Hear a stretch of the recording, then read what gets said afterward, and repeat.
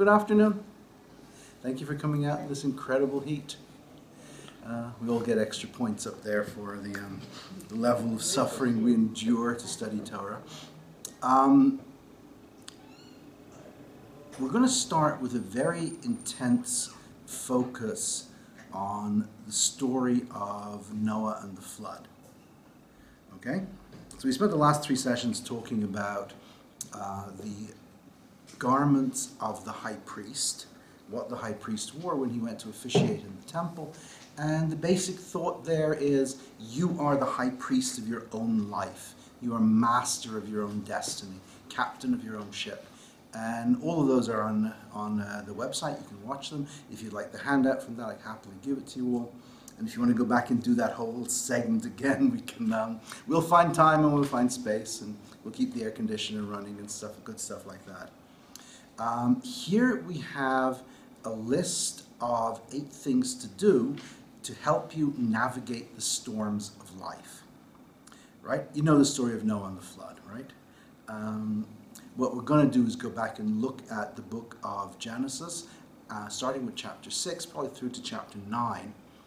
And as we did last time, we're going to go backwards in how this works. We're going to actually look at the prime text that we're really here to study, which is not the Bible itself, but the Bible as read to us and read for us and interpreted for us by Rabbi Mordechai Yosef Lehner of Ishbitz. Who was Rabbi Mordechai Yosef Lehner of Ishbitz? I'm really smart. I printed this from Wikipedia, so I know absolutely everything.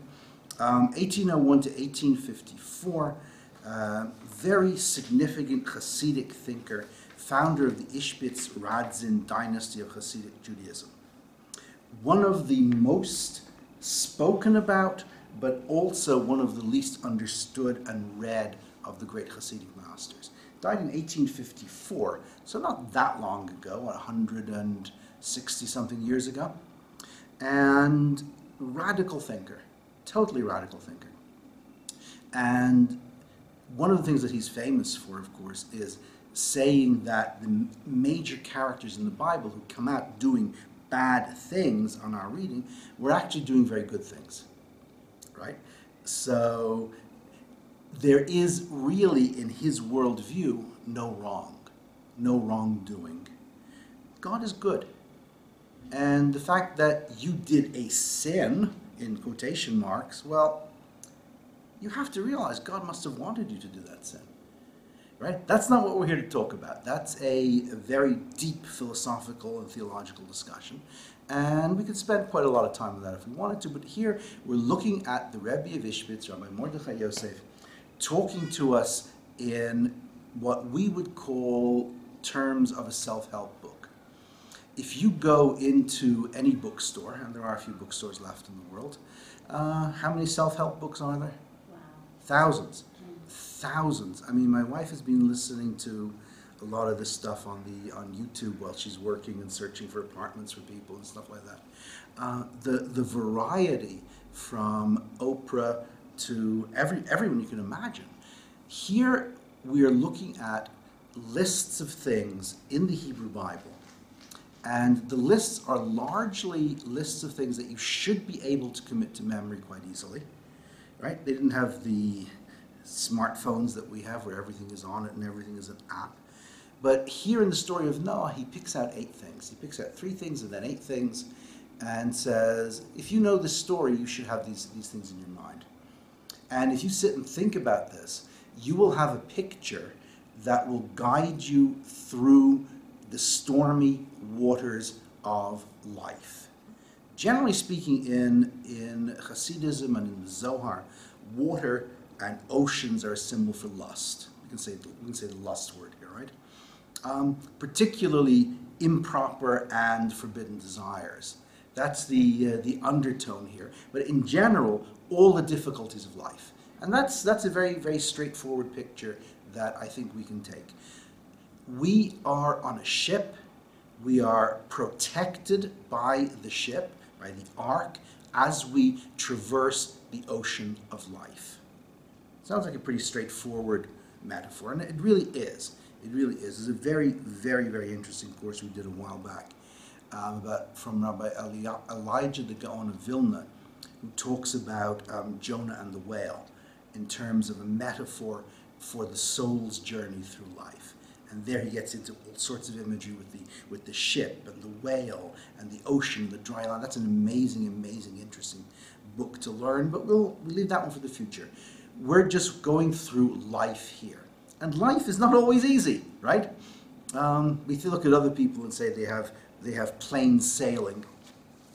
But of course, for us, it's usually a little bit more difficult and complex than that. There's a 3-page handout.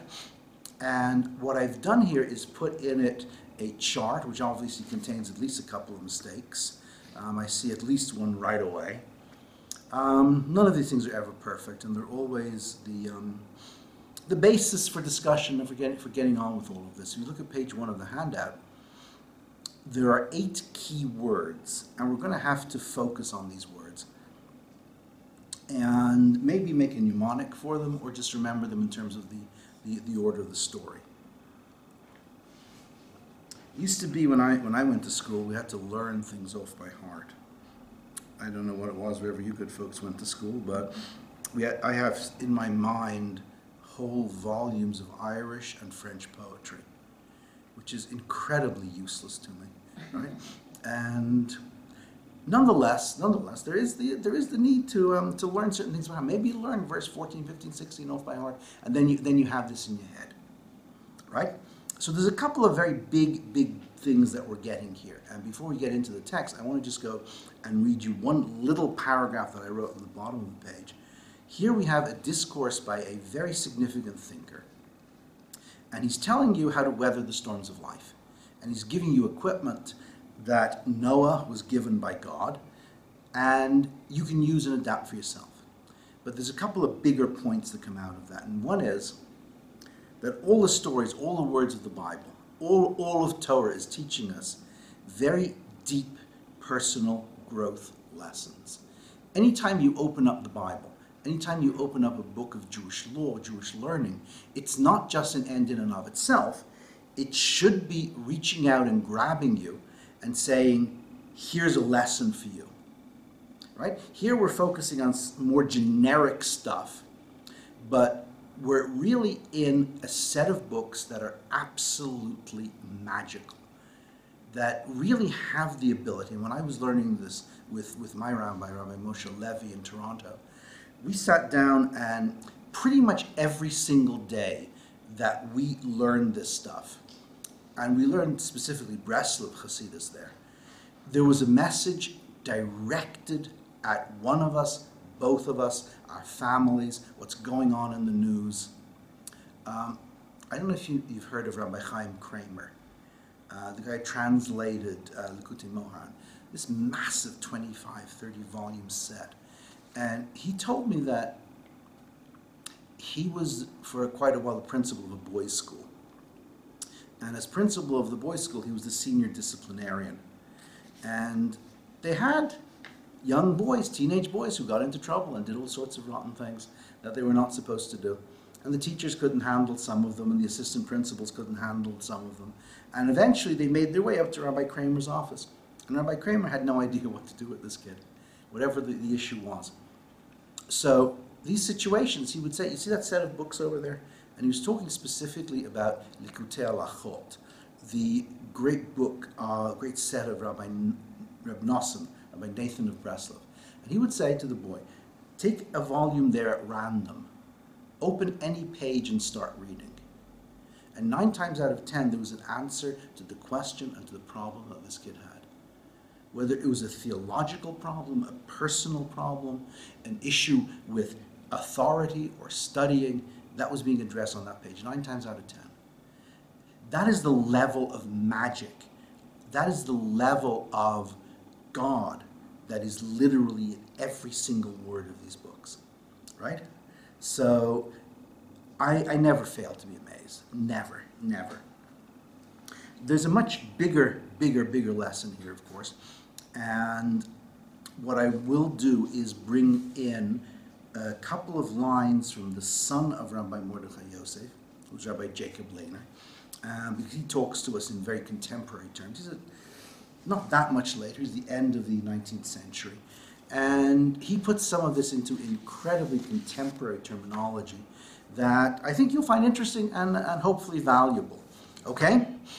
So, the Torah reading that we're going to be looking at, and we're going to spend probably a bit too much time on, but I think it's worthwhile because we need to get these words clear in our minds before we go into the actual text that the great Hasidic master is going to learn with us. And I've translated it into English, so it's pretty straightforward. The English translation is, what did I just do here? The English, yeah, it's just water. The English translation is 100% my own, and there's about 3 or 4 lines that I cut out from the Hebrew because he gets into some technical analysis of further sources that are just going to make our heads spin a little bit too much. If you want, I'll read the Hebrew text completely, beginning to end. So the chart is indeed flawed, but the things that we're going to come up against, and I want to spend a bit of time on this, is 8 different things, or maybe 8, 9, 10, or 11 of them, or maybe less. By the end of this session and the next few, we'll have come to a decision as to whether there are 8 or not. What's significant about the number 8? Nod your heads and say, yes, I really know. Please, we know what number 8 is. Since 7 represents perfection in the physical world, 8 is one above, which represents either infinity, spirituality, transcendental, beyond perfection in the physical world. Absolutely, 100% bang on target. God created the physical world in 7 days, so 7 represents things you can touch and bang and use. Once you are past the number 7 onto number 8, you're flying, as they say. You're off this world. You're into things that transcend the physical. And what we're looking at here is a set of rules, a set of recommendations that will lift you up above the ordinary workday life that we all have. Okay? Just the Brit Milah, the covenant is made with the child on the 8th day, the circumcision, and our revelation Mount Sinai was the day after 7 times 7, the 50th day. Exactly, precisely, and exactly. Okay, so the chart is very simple. This gentleman gets a gold star. Yay. I don't know, did you have that in school when you were kids? Everybody did. And something. And there were colored stars, and there were different grades of colored stars, and everyone saw how badly I was doing, and but that's life. There are 8 words in Genesis chapter 6 that are going to be highlighted by Rabbi Mordechai Yosef Vishbitz, and we're going to look at them very, very carefully. There are issues with the words themselves in Hebrew. I'm not sure how advanced you are in your studies of the Hebrew language, but I've transliterated them for you, and we're going to try and put them all into English.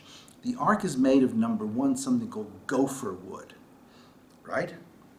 And what is gopher wood? Nobody knows what gopher wood is, right? It occurs only once in the entire Hebrew Bible. It is the wood out of which the ark was made. Gopher is sulfur.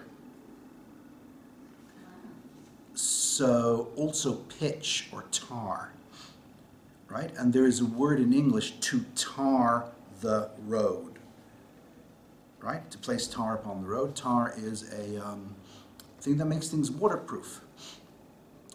It was some sort of tree, and maybe, as we'll see, wood coated with pitch. That may be what it is. The commentaries don't have an awful lot to say about it. The English translation, I'm looking at Brown, Driver, and Briggs. I'm looking at the absolute classic, old-time Bible dictionary from more than 100 years ago. It says the wood of which the ark was made. What chapter are we looking at? We're looking at Genesis chapter 6, starting with verse number 9. Okay? And if you have the standard art scroll Chumash here, it's page 31. Genesis 6, 9. All right, I'm still looking at the chart because gopher is going to be referring to do not make your anger visible. If you're angry about something, don't show it. And we're going to try and understand what that means once we get into the text.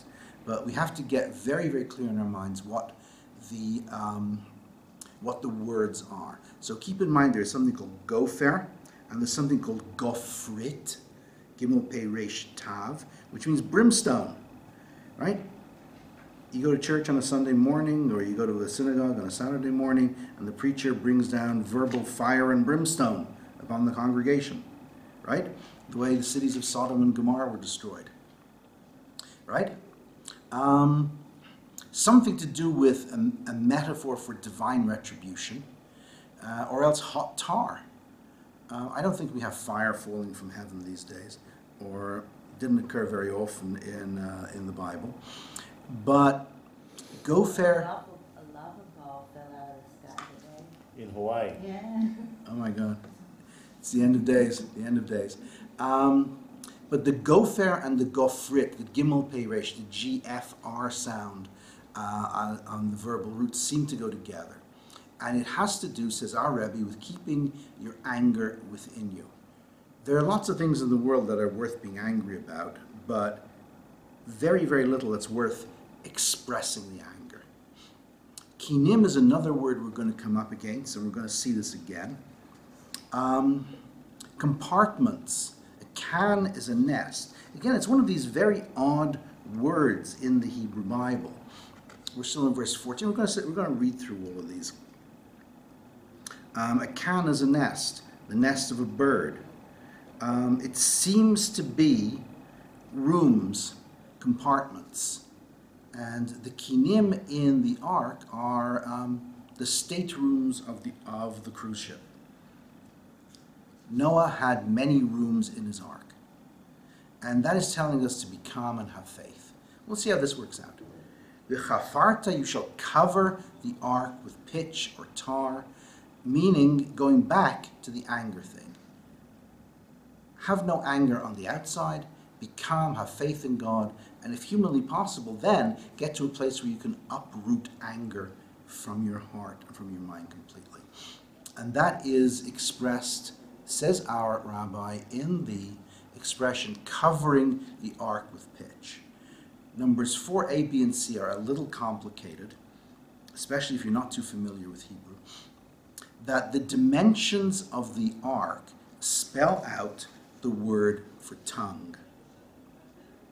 The ark is 300 cubits long, which is shin in Hebrew. What word does it spell? Lashon, lamed shin nun. This is exactly the same model we had with the 8 garments of the high priest. Many of them are very easy, really obvious, and the connection is straightforward. Here it's a little bit more of a stretch. To say, speak only the truth, control your tongue, is what Noah is being told to do.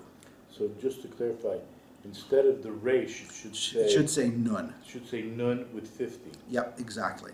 4a is the length, which is 300, which is the Hebrew word shin. 4b should say 50, which is nun. And 4c is lamed, 30 cubits, which is the letter L, lamed. And that together forms the Hebrew word for lashon. We are being told in the dimensions of the ark that when you conceal yourself, when you put yourself into the ark, to number one, protect yourself against everything that's going on around you, and number two, to navigate those stormy seas, you need to keep a strong hold on your tongue. Be careful what you say, right? Regulate how you speak to other people.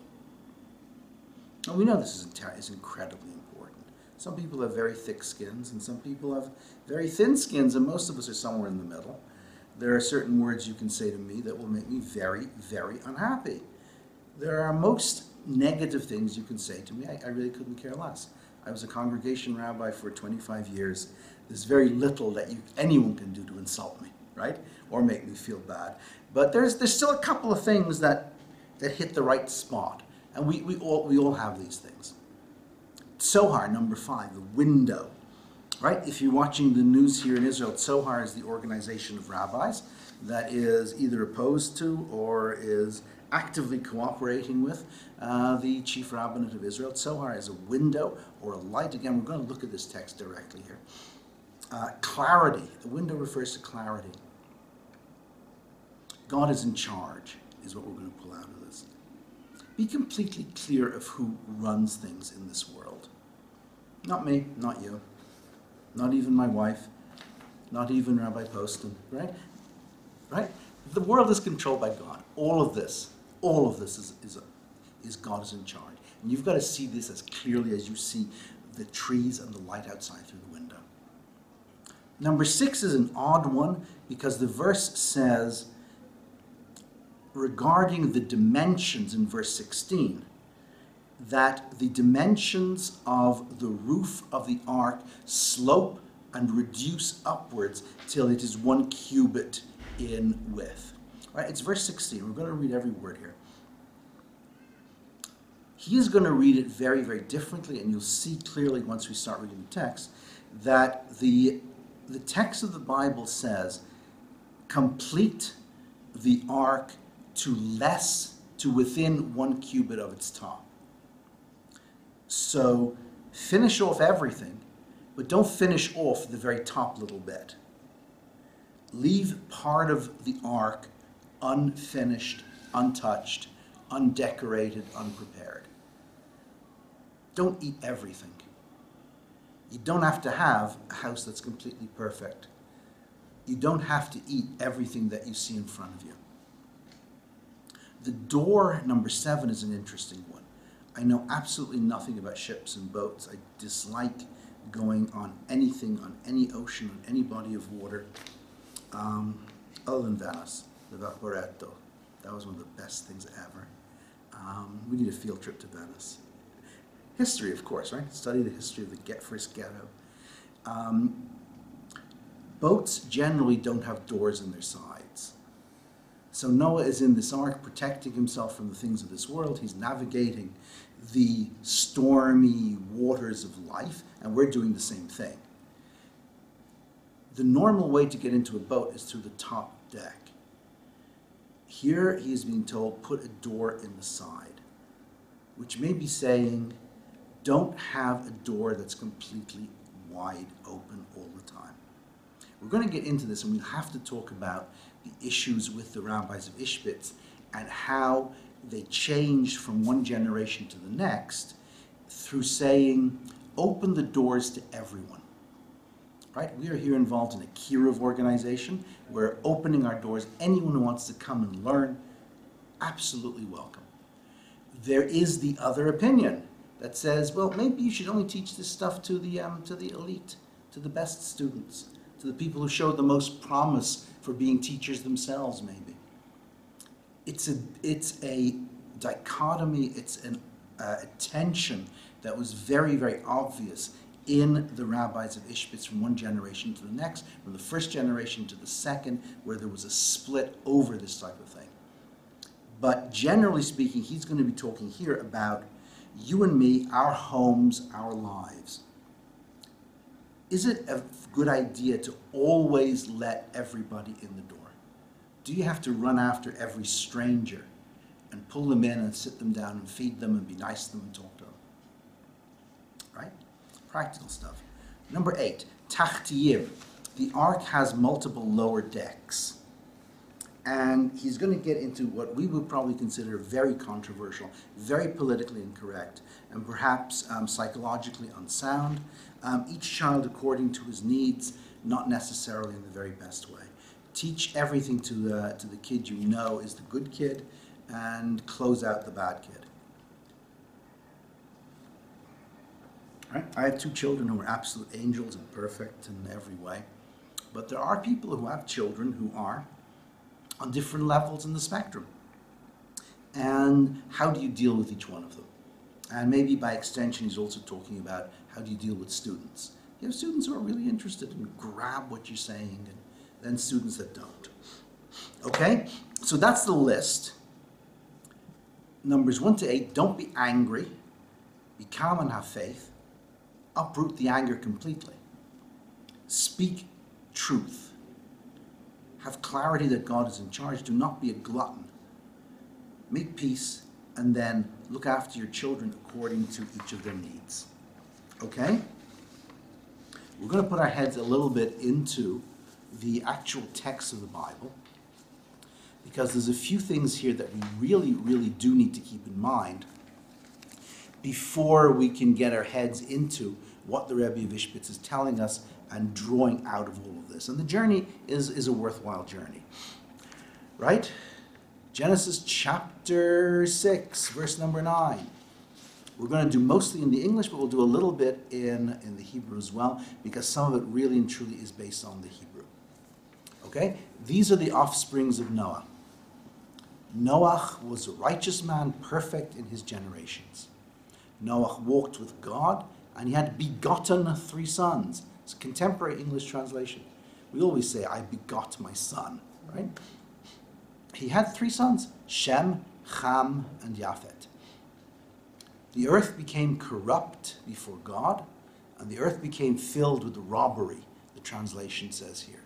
The Hebrew is Vatimalei haaretz Hamas. The land was filled with Hamas. Violence is a term that we would use today. Theft. God saw the earth, and behold, it was corrupted. God did not like the way things were going, for all flesh had corrupted its way upon the earth. God says it's time to press the big reset button. God said to Noah, the end of all flesh has come before me, for the earth is filled with robbery, with Hamas, through them.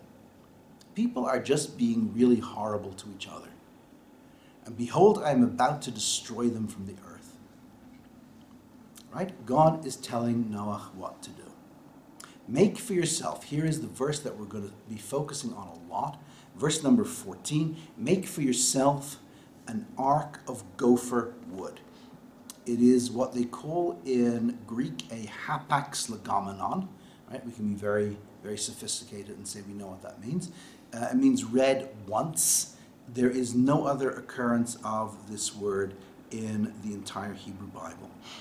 It's nothing to do with gophers, right, as a North American little animal, but it's potentially something to do with gofrit, with pitch or tar or sulfur.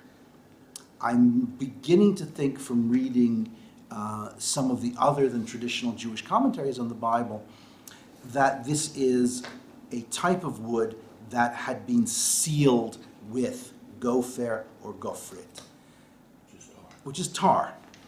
That they took the tar that we put on the road, the blacktop, and sealed the wood with it. Okay?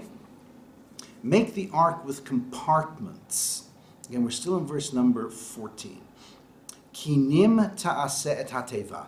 Compartments you shall make for the ark. That makes a lot of sense, because he's going to have to bring a lot of animals into it, and people, and married couples, and some of these animals will need to be kept apart, right? The word can or cane is a nest, and the nest of a bird, right? So maybe it is something to do with cells like nests in Noah's Ark. Again, I'm reading you straight out of the Brown Driver Briggs, the very old-fashioned but easily accessible in English Bible dictionary. What do you call the rooms in a ship? Cabins. That's the word. I was trying to think of that word all day. The word in a ship is a cabin, right? Staterooms on the cruise ships. Decks. Decks is not what we're talking about, but rooms. Specifically, it was divided up, and this is going to be taken to mean you've got to have a lot of rooms, and you've got to have a good idea of what's going on in all of them, right? You can't leave your ship and not know what each of the rooms is for. Covered inside and outside with pitch, right? V'chafarta ota, you shall cover it. If you're a little bit familiar with the Hebrew language, kaf pei resh is to cover up, but it also means atone, repent. Right? One of the great things about Hebrew one of the things we do try to push is get your heads into a place where you can start to learn the Hebrew language. No matter what your level of ability is, no matter how good or not so good you are at languages, work on Hebrew, because it's more than the key to the door. It's the key to the whole world opening up. Here's a very, very simple one. Kafar is cover over with pitch, and it's also going to mean kapara, which is a noun, to atone for, to get forgiveness for things that you have done wrong. But really, it's a way of just covering the sin. Exactly. Hashem Exactly, will not precisely. see the sin in Yaakov. It's atoned for. Precisely and exactly. Right, so we're going to be focusing on all these words, and they're right here on the list that you have in front of you. Okay? Here is the number 4 one. This is how you should make it. 300 cubits the length of the ark, 50 cubits its width, and 30 cubits its height. Right? And this we started off talking already. And I'm just going to read you from the English translation here in the Art Scroll. We don't know exactly what a cubit was, but there are numerous estimates. And he says here, according to the smallest estimate of 18 inches per cubit, the dimensions of the ark were 450 by 75 by 45. In other words, everybody has a cubit from the top of their finger to their elbow, but it has to be a standardized amount. Some people are bigger than others. Some people are taller. Some people have longer legs, longer arms. Yep. So there's a standard measurement. It's not subjective. It's an object. So there's a dispute. Exactly. It's 18 inches, 20 inches, 22 inches.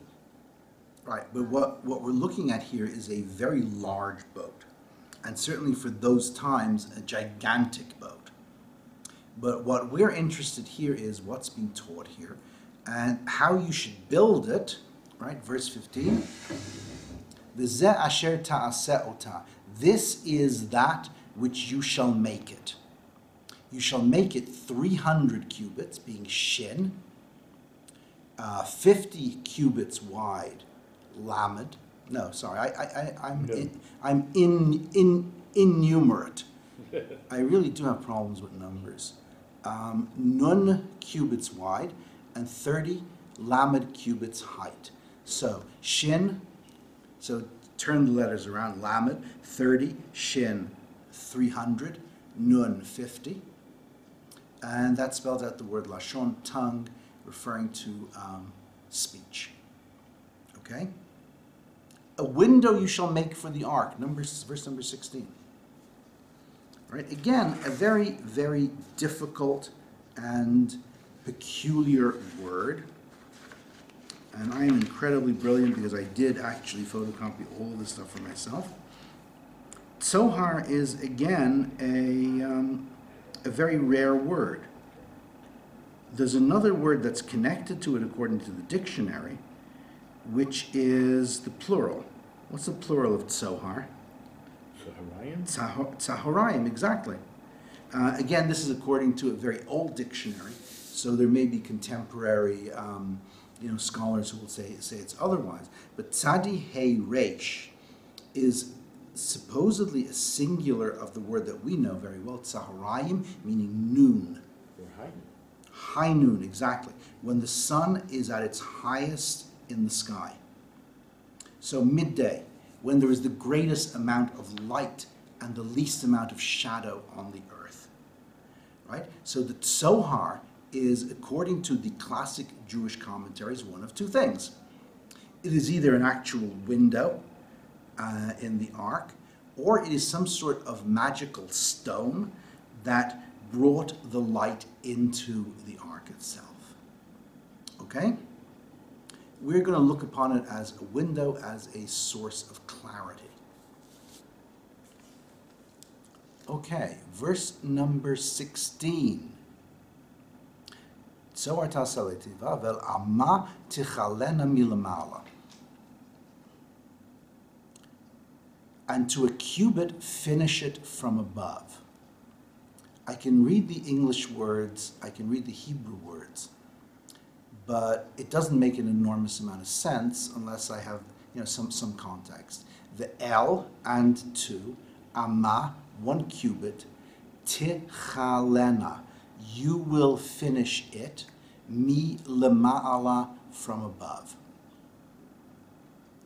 Now, I can't easily put that into a very comprehensible sentence, but the commentary here in the English says the ark's roof sloped upwards to a cubit so the rain would run off it.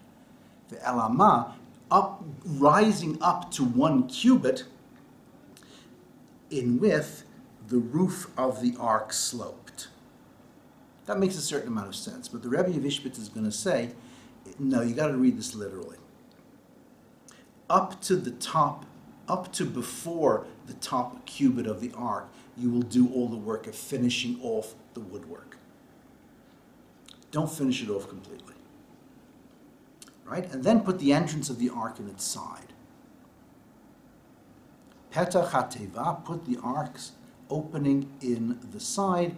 This is going to be really very significant and something that we're going to get our teeth into and our minds into in a little bit.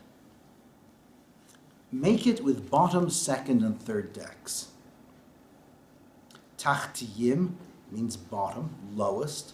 Shniyim, second. Shlishim, third. Ta'aseh, you shall make it. So the ark had to have how many decks? It had to have a top deck.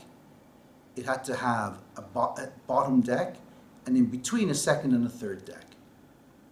Right? So there were 3 decks on the ark that were below the top deck of the ark. Right? I don't know much about boats. I'm sorry.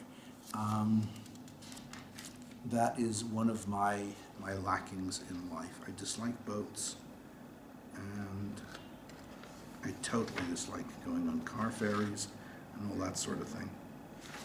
Yeah, the dictionary says that sohar is simply a light or a window. There's not an awful lot more to be said about that. I want to continue at least zipping through the rest of these chapters, because one of the basic thoughts that we said does come out of the whole process here and of learning the book that's called the Mea Shiloach of Rabbi Mordechai Yosef of Ishbitz, is that the Bible is teaching us lots and lots of things. And the main thrust of a lot of Hasidism and a lot of Hasidic writing on the Bible, on books of Jewish law, it's really very straightforward. It's about you. It's about you being a better person. It's about you reaching your full potential as a human being, as a spiritual being. And there's a lot to see here in the story of Noah and the ark, but I want to zip on a little bit and go through a couple of the points and then get to the very end. Okay? So verse number 17. The key verses for us are 14, 15, and 16. Because here we have the dimensions and the materials and the instructions for making the ark. Right? So if you look at verse number 17, still in chapter 6, God says, I'm bringing flood waters upon the earth to destroy all flesh. Within there is a breath of life. And you can read all of this very, very easily for yourselves. Noah did everything according to what God commanded him, so he did, and that ends chapter 6. Right? We know from Jewish tradition there was 120 years between Noah getting the instruction and starting to build, and then the rain starting to fall. Very obviously, Noah was there building the ark with the intention of people seeing it and saying, what's going on? Oh, God's going to destroy the world. Maybe we should repent. Maybe we should clean up our act. Anyway, chapter 7, I think you can read very, very easily for yourselves. Noah was 600 years old when the flood water was on the earth. He took his sons, his wife, his sons' wives. They all went into the ark. He took different sorts of animals and birds. And it starts to rain. Verse number 11 says, in the 600th year of Noah's life, in the 2nd month, on the 17th day of the month, the fountains of the great deep burst forth, and the windows of the heavens were opened, and it rained for 40 days and 40 nights. Right? So they were all there in the ark. And after 40 days, the waters start easing off, right? Chapter 8, the waters recede. Noah sends forth the raven, and the raven comes back, and then he sends out the dove to check what's going on, right? He didn't have drones to send out. He sent out little birdies, right? The earth dries off. Okay. Look at verse 15 in chapter 8. God spoke to Noah, saying, "Go forth from the ark, and every living being." Noah left the ark, all creepy things, every bird, everything that moves. And Noah built an altar to God, and God smelt the sacrifice and said, "I will not continue to curse the ground because of people." And we're supposed to live happily ever after, right? Chapter 9, rebuilding a ruined world, God's covenant with Noah. Be fruitful and multiply, fill the land. And God gives starts the whole issue here of the seven laws of Noah. Many people today are Noachites, people who do not necessarily want to become Jews, but observe the 7 basic rules that we have here in the Bible that Judaism certainly says every human being should observe. So here's the source of it, and the thing to do for homework is see if you can extract the 7 rules from these chapters. Right? I'm not going to test you on it the next time, but the 7 laws that Noahide people should observe are not entirely clearly spelled out here in the rules of the sons of Noah. Okay? So it's something to put your thinking caps on about. Right? So God talks to Noah and said, everything is going to be wonderful. The sign of the covenant that I will give between me and you is the rainbow, the Chesed. What's the symbolism of the rainbow? There's 7 colors in the rainbow, by the way. Yeah. What's the symbolism of the rainbow? It's About the shape? The shape. Why is the bow, this particular thing, the choice of God's pledge never to destroy humanity again? Something nice after the rain, right? It's pretty in the sky, and if it rains, and God is smiling, right? The symbolism. Facing upward, right? Bang on. The Hasidic masters talk about this. It's in the Shem Shmuel. It's in a couple of different places. That it's God's bow, as in bow and arrow, pointing towards Him. When you carry a gun around, you point it directly down at the floor, never towards someone else. God takes His bow, which He had previously pointed and used metaphorical arrows to destroy the world, in this case rain, but places the bow pointing upwards. Right? God lives up there, we live down here. Right? Not literally, but that is the imagery of the bow. Okay, here we go. Here's the adult material. All right, we're above the age of 18 here. No children are listening in on the internet, right? Maybe they are. Okay. Verse number 20. We're going to have to get into this piece because the Rabbi of Ishbitz is going to bring this up with regard to children. Noah has 3 children, and something happens with them. Right? Noah, the man of the earth. Right? The translation is, of course, assuming commentaries. Noah became a less spiritual being than he had been inside the ark, which is the standard rabbinic reading of it. It's the translation here of the Art Scroll commentary. It is not the translation of the Rabbi of Ishbitz. He's going to say, once Noah goes through the ark experience, he is complete, he is perfect, he is the most spiritual being possible, which was what allowed him to get drunk and prance around in his birthday suit. Right? This is going to be a really interesting little piece. But the core text that we have to keep in mind here is Noah debased himself and planted a vineyard. How do we get that out of there's no debased himself in the Hebrew at all. They're adding to it. Noah was a man of the earth, and he planted a vineyard.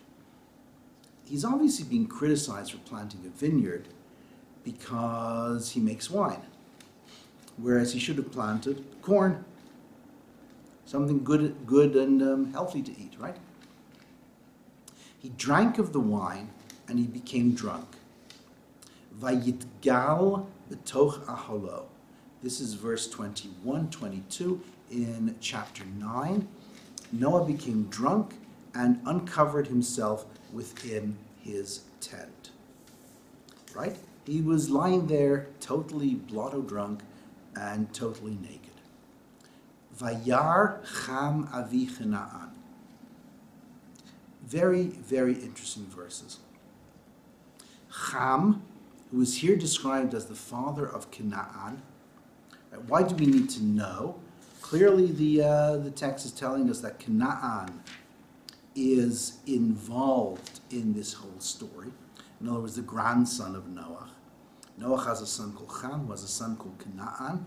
And just reading Rashi, the commentary here says, Canaan, the grandson, was the first to notice this and ran to call his father and said, "Look at grandpa, the old drunk." Right? So what does the text say? The text in English says that Ham, the father of Canaan, saw his father's nakedness and told his two brothers outside. Right? We'll read the English and we'll read the text and we'll go back a tiny bit here. Vayikach Shem vayefet. The two other sons, Shem and Yafet, took a garment, vayasimu al Shem shnehem, laid it upon their shoulders, vayelechu achoranit, and they walked in backwards, so they wouldn't have to see their father in his debased state. Vayechasu et ervat avihem, and they covered up the nakedness of their fathers. Ufnehem achoranit, and their faces were turned away, and the nakedness of their father they did not see. Okay? There is a difficulty with this. And the biblical idiom of to see the nakedness in the Hebrew, ra'ah et ha'erva, does not mean they looked at their father's aged genitalia. And generally speaking, to see the nakedness of someone is to be sexually intimate with. And generally speaking, in a prohibited way. Right? You have in Leviticus the list of people, of women, of men whose nakedness you may not see, and that is a list of forbidden sexual relationships. So what we have here is a discussion of what actually happened. Did Ham actually, I'm not going to say did that with his aged father, or did he castrate him? Right? The castration one is a little bit more, makes a little bit more sense to our sort of, because there is a logic to it. Ham says, this is what we survived the flood for, to hang about naked and drunk, and our father is going to have more children with our mother, and then there'll be arguments about inheriting the world and who's going to have all the property and all that sort of stuff. Let's prevent him from having more children. Either that or sexual intimacy, as opposed to just looking at the nasty scene. So this is going to be the subject of discussion, obviously, for number 8. There are 3 sons. One obviously does something not so great, and there are 2 who do what seems to be the right thing. Why do I keep knocking down things? Verse 24. Noah awoke from his wine and realized what his young son had done to him. And he said, "Cursed is Canaan, a slave of slaves shall he be to his brothers." And he said, "Blessed is Hashem, the God of Shem, and let Canaan be a slave to them. May God extend Yafet, but he will dwell in the tents of Shem, May Canaan be a slave to them. So he places Shem as the number 1 son, the best son. He places Japhet as the number 2 son, who will be secondary to the number 1 son. And then Ham, number 3 son, and his descendants, starting with his son, the grandson who's already alive, will be a slave to all of them. Right? Not unreasonable sort of thing to say, considering what we have in terms of the picture of what went on. And Noah lived after the flood 350 years, and all the days of Noah were 950 years, and he died. Okay? We've got a couple of minutes. Let's get a start in on the actual text in the Mashilach itself. It's going to be in the Hebrew at the very bottom of page number 1, and in the English on the bottom of page number 2. This is 100% my translation. I accept full and complete responsibility for all of its mistakes, its inaccuracies, and things that will mislead you. Right? In some of the occasions, I am struggling a little bit to get the words into English, because with the Mehashilach, with this particular text, like a lot of the great rabbis of the Hasidic movement, they didn't write their own stuff. And the descendants, the son and the grandson, came and started to try and remember, what did Grandpa say? Here we are reading the story of Noah in our congregations, in our communities this week, which we're not right now. What is there on that parsha? What is there on the Noah story? And they do this 3 times over. So you've got actually 3 volumes where you have Noah in volume 1 and volume 2 and volume 3. But still you've got very, very little text. And you've also got the issue that I know we've talked about before, that he probably didn't speak in Hebrew. And it certainly isn't written in contemporary Hebrew. So we're trying sometimes to figure out what's the Yiddish or the Polish idiom behind it. And sometimes we get it clearly, and sometimes we don't. So the meaning of the ark, he says, Inyan HaTeva. What is this whole thing about the ark? Shenatan Hashem Yitbarach, that God gave advice, eitzah, the Haganah, and protection, means of protecting himself, on how to live, Ad she'avru yimei haza'am, until the time of anger had passed. This is a time when God is being angry with the world. And God said to Noah, here's what you're going to have to do to survive. And here he is at one of the very few places where he says, V'chein l'chol mi. The exact same thing applies to absolutely every one of us. This is what the Hasidic masters are at their absolute best doing. Saying, here's something in the Bible, here's an analysis we've got of it, and now this is applying to you as well. This is about you, this is about your life. There are difficult times. Kol mi shelo nizdakech libo. Someone whose heart has not yet become purified. If you are not yet perfected, you haven't succeeded in getting all the bad stuff out. You're trying to navigate the sea of temptation, because the ocean is pretty much always a symbol of desire and lust, not just for immorality, but for food, for money, emotions, passions, right? The sea boils and has storms, and it comes and goes. The sea can be calm, and the sea can have huge storms, and everywhere in between. That's us. That's our emotions. That's our lusts and our desires for things. If you haven't purified yourself completely, if you haven't worked on yourself to the point where you're absolutely perfect, here you can get advice how to hide. Ech yisater atzmo. How you can conceal or camouflage yourself. How do you escape from the boiling passions of the world that surrounds us? How do we get away from the violence, the immorality, all the things that are around there? V'yagein ba'ado, and how can you protect yourself against all the bad things that come to the world? He's giving you a reference here.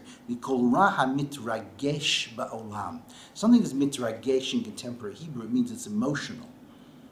I get mitragesh at my kid's wedding. I feel emotional. But this is a reference to the traveler's prayer. When you go out on a journey somewhere, more than just taking a local bus ride, you say a prayer where you ask God to protect you from all the bad things, hamitragshot uvaot la'olam, that come into the world, that disturb our minds, that frighten us, that stir up emotions one way or the other. How do you protect yourself? And this is what the building of the ark thing is. Defend yourself and hide yourself. I'm going to take a very quick reference. This is where we're going to stop because we're over time. Rabbi Mordechai Yosef of Ishbitz does not have a lot of text. His son, Rabbi Yaakov of Ishbitz, volumes. Each volume on each book of the Bible, thick volume, he says a lot. Hinei Noach histir atzmo. I have to get this one. Yeah, here's the line. Here's the line it's worth buying the book. It's worth reading the book from beginning to end just for this, which helps you understand the other thing. He explains what his dad says. Aval be'emet. Here we go. I lost it again. Teva ha'olam. The nature of people in this world.